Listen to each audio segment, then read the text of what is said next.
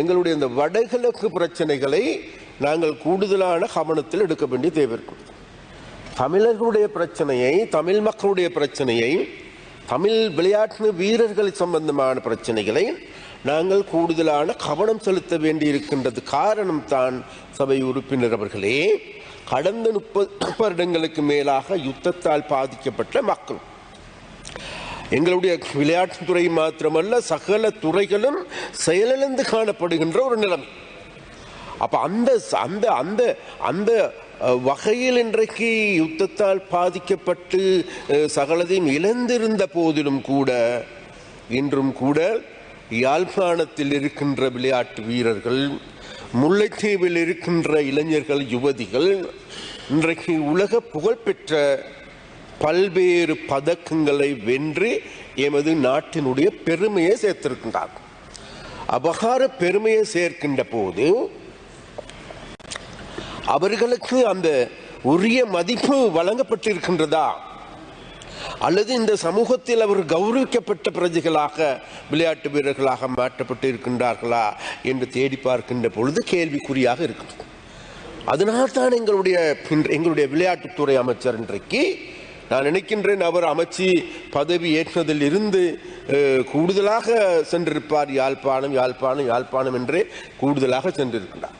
யாழ்ப்பாணத்துக்கு சென்றது மாத்திரமல்ல, அங்கு இருக்கின்ற விளையாட்டு கழகங்கள் உள்ளிட்ட அனைவரையும் சந்தித்து ஒரு புதிய கோணத்தில் இன்றைக்கு யாழ்ப்பாணத்தினுடைய விளையாட்டுத்துறையை கட்டி எழுப்புவதற்கு முன் வந்திருக்கின்றார், செயற்படுகின்றார். அதற்கான திட்டங்களை வகுத்திருக்கின்றார்.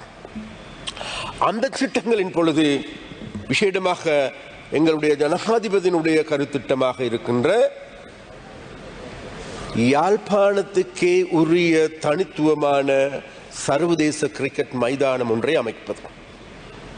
அப்ப அந்த அமைப்பதற்கான நடவடிக்கைகள் இன்றைக்கு ஆரம்பமாகியிருக்கும்.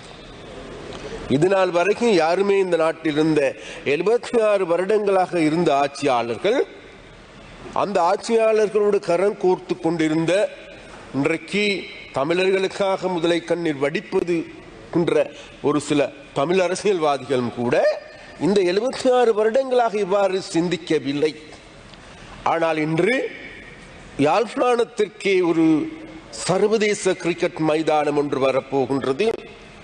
அது மாத்திரமல்ல, அந்த மைதானம் எங்களுடைய ஆட்சி முடிவதற்கு முன்பு, இந்த 5 வருடங்கள் முடிவதற்கு முன்னர் நிச்சயமாக அங்கு ஒரு சர்வதேச விளையாட்டு போட்டியும் கூட இடம்பெறுவதற்கான நடவடிக்கைகள் எடுப்பதற்கும் கூட எங்களுடைய விளையாட்டுத்துறை அமைச்சர் செயற்படுகிறார்.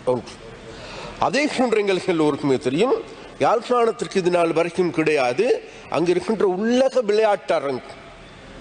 அப்ப உள்ளக இண்டோர் பிளே கிரவுண்ட் அல்லது ஸ்டேடியம் அமைப்பதற்கான நடவடிக்கை இன்றைக்கு செம்மணி பிரதேசத்தில் இன்றைக்கு காணிகள் இன காணப்பட்டிருக்கின்றது.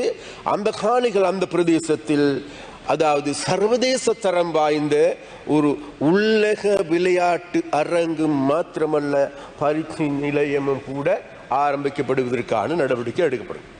அப்ப இந்த வகையில் கௌரவ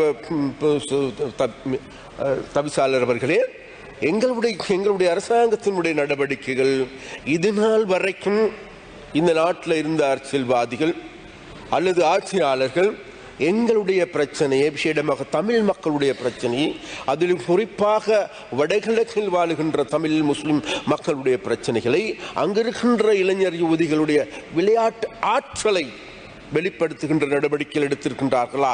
கிடையாது.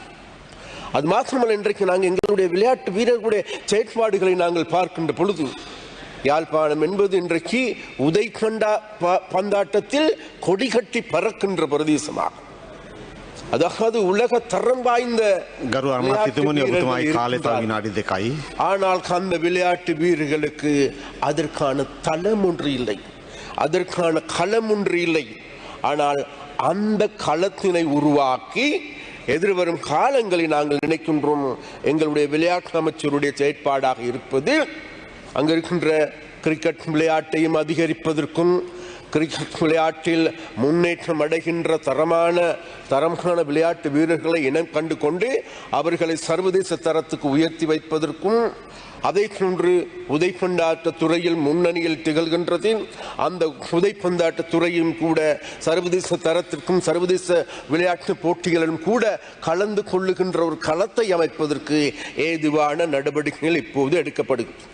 அப்ப அந்த நடவடிக்கைகள் எடுக்கின்ற போது அந்த நடவடிக்கைகளை மேலும் மெருகூட்டுவதற்கான நடவடிக்கையாகவே இன்றைக்கு அங்கு இருக்கின்ற சர்வதேச மைதானம் சர்வதேச விளையாட்டு அரங்கு போன்றவைகளும் கூட அமைக்கப்படுகின்றது. அதனால் உறுப்பினர் அவர்களே, இவ்வாறான நடவடிக்கைகள் எங்களுடைய அரசாங்கத்தால் முன்னெடுக்கப்படுகின்ற போது இங்கு இருக்கின்ற ஒரு சில அரசியல் கட்சிகள் இன்னமும் அந்த பழைய குருடி கதவ துரடி என்று கொண்டு பழைய புராணங்களையே பாடுகின்ற எங்களுடைய கட்சி தேசிய மக்கள் சக்தி என்பது இன்னமும் இனவாத கட்சி அல்லது சிங்களவருக்கு ஆதரவான கட்சி அல்லது சிங்கள அரசாங்கம் என்கின்ற தோரணையில் கருத்துக்களை வெளியிடுகின்ற ஒரு பாவித்தனமான நடவடிக்கை எடுக்கின்றவர்களையும் காணக்கூடியதாக இருக்கின்றது. இருந்த போதிலும் கூட நாங்கள் ஒரு விடயத்தை சொல்லிக்கொள்ள வேண்டும். இறுதியாக நாங்கள் இன்றைக்கு இந்த சபைகள் அமைப்பது எடுத்துக்கொண்டாலும் சரி, உள்ளூராட்சி சபைகள் நிர்மாணிப்பது எடுத்துக்கொண்டாலும் சரி, ஏனைய நடவடிக்கைகள் எடுத்துக்கொண்டாலும் சரி, நாங்கள் யாருடனும் கூட்டு சேரவில்லை. அதே நேரத்தில் இன்றைக்கு தனிநபர்களாக எடுத்துக்கொண்டாலும் சரி அனைவருமே எங்களோடு வந்து இணைந்து கொண்டிருக்கின்றார்கள்.